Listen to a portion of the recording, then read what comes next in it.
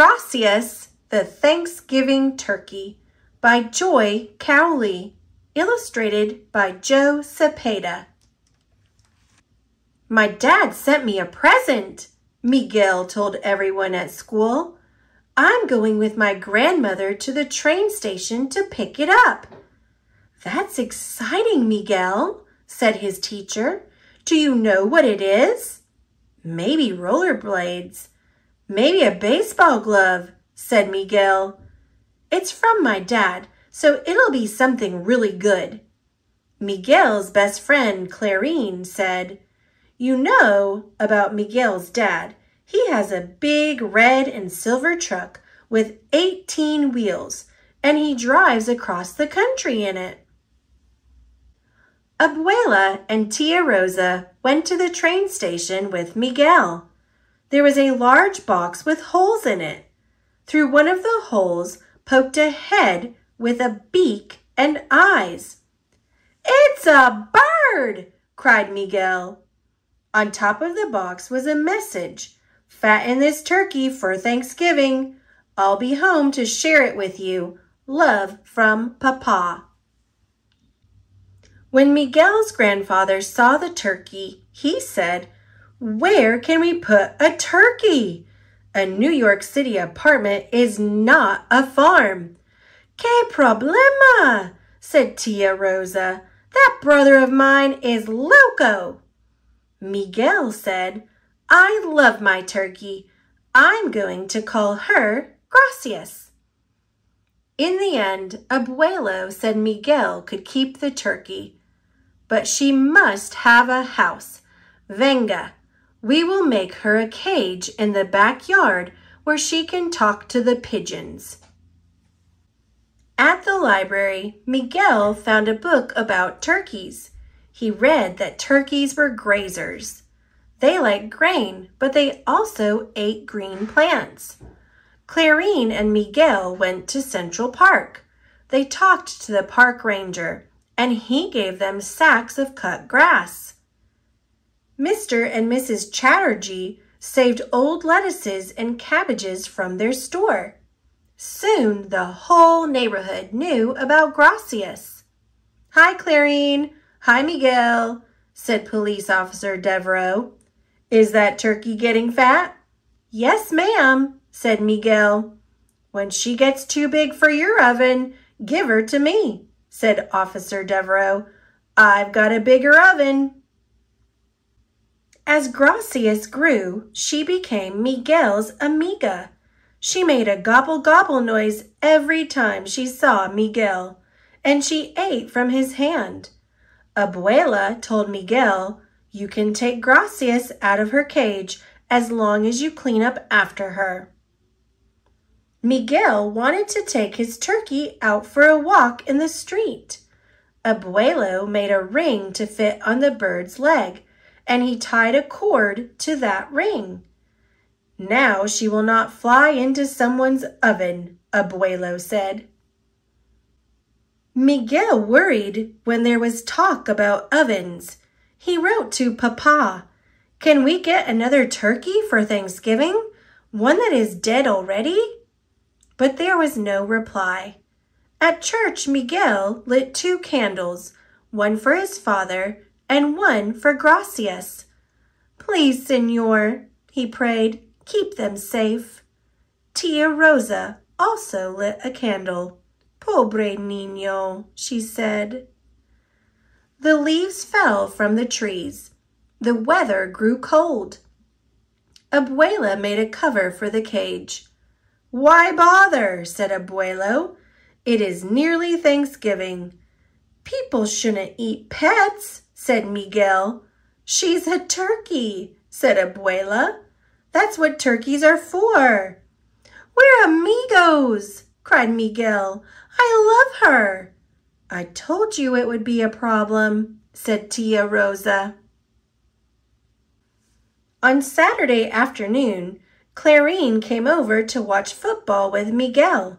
Suddenly, there was a noise, louder than the television. Miguel jumped up. Gracias! The kids ran outside. The cage was empty. A boy was running down the street, the big turkey flapping under his arm. "Gracias!" yelled Miguel. "You bring that turkey back!" shouted Clarine. Everyone helped Miguel and Clarine look for Gracias, but no one could find as much as a feather. Mrs. Chatterjee said, "How could someone steal your turkey? That's terrible." "No worries," said Mr. Chatterjee. "I have frozen turkeys in the shop. I give you one for free." Miguel shook his head and began to cry. "Let's go home," said Clarine, holding his hand. That night, there was a knock on the door. Officer Devereaux held a bag that shook and went gobble gobble. "Gracias!" yelled Miguel. "I found this turkey in a no parking zone," said Officer Devereaux. "I had to arrest her." Miguel took Gracias and hugged her. Officer Devereaux said, "If I were you, I wouldn't leave a fat turkey in your yard. This time she got away. Next time she's gravy." "Yes, ma'am," said Miguel. Abuela said Gracias could stay in the bathroom. "You have to clean out her cage every day." Abuelo said, "I have to shower with a turkey? Ay, ay, ay." Miguel moved the cage to the bathroom and put a holy medal in it. "So nothing bad happens to you, mi amiga," he said. The next morning, Miguel was playing outside with Gracias when it was time to go to Mass. "Get your jacket," said Abuela. "I will put the bird away. Hurry, hurry, we'll be late for La Misa." But in the rush, Abuela forgot about Gracias. Padre Jamie was saying prayers when there was a gobble, gobble, gobble in the aisle. Gracias was looking for Miguel. Everyone laughed. Miguel was very embarrassed. He left the pew and picked up Gracias. Padre Jamie said, "Is this your turkey, Miguel?" "Sí, Padre," said Miguel. "Lo siento, Padre. She must have followed me." Padre Jamie smiled. "God made small boys and God made turkeys. Stand still while I give you both a blessing." When they got home, Abuelo laughed and ruffled Miguel's hair.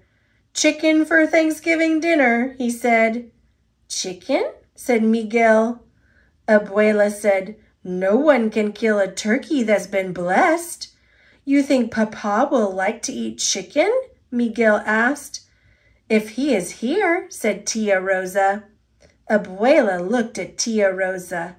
"See, he will like the chicken," she said. The Thanksgiving Day parade had brass bands and balloons as big as houses. Miguel sat on Abuelo's shoulders so that he could see everything, and some clowns on stilts threw confetti over him. "Did Papa like parades when he was as big as me?" he asked Abuelo. "Sure, Rosita too. I had one of them on each shoulder," Abuelo told Miguel. The apartment was filled with the fragrant smells of chicken and cornbread. Abuela brought out the salsa. "Please, can we wait some more?" Miguel asked. "We have waited 2 hours already, hijo," she said.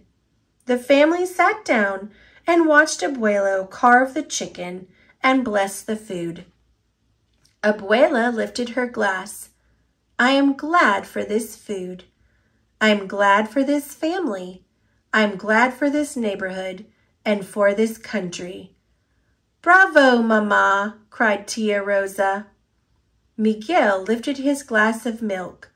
"I am glad for Papa, and I am glad for Gracias." Abuelo said, "Where is that bird?" He left the room and returned with Gracias. Abuelo put Gracias on the chair next to Miguel and set a plate of cornbread in front of her. Gracias ate from the dish. Peck, peck, peck. Now we have turkey for dinner, Abuelo laughed. We talked to some people at a petting zoo, Abuela said to Miguel. They will make a home for Gracias. A zoo? Said Miguel. You can visit her every week, said Abuela. And I will not have to brush my teeth with feathers, Abuelo said. After dinner, Miguel sat on the floor and put Gracias in his lap. Zoo turkeys don't get eaten, he told Gracias. He yawned. His stomach was full of chicken and cornbread, and he felt sleepy. I'd get to see you every Saturday, he said. Miguel yawned again. His eyes were closing. Toot, toot, toot. Gracias flew up squawking in fright. Toot! Miguel ran to the window. Parked outside was his father's big red and silver truck. Papa was home.